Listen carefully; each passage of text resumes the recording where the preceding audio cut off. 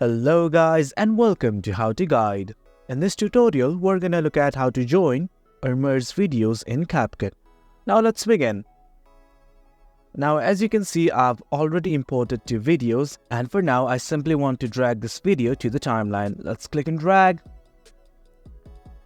Now for the other video, to merge this, let's click and drag it to the timeline once again.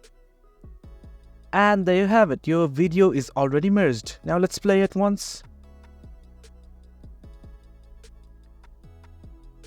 As you can see, the video has merged, but you can also make it look better using transitions. Now let's go to transitions. And as you can see, there are lots of effects here to do a proper transition.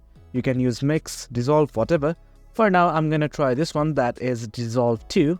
Let's click and drag it. Now let's play the video. And there you have it. That's kind of how you merge videos. In case you don't want to add transitions, you can simply select these two videos, right click on them, and group. And if you move the videos, they will move like a single clip. That's it for the video guys. That's how you simply merge or join clips in CapCut PC. Hope you guys found this video informative, and for more content like this, do remember to hit like, share and subscribe. Thank you.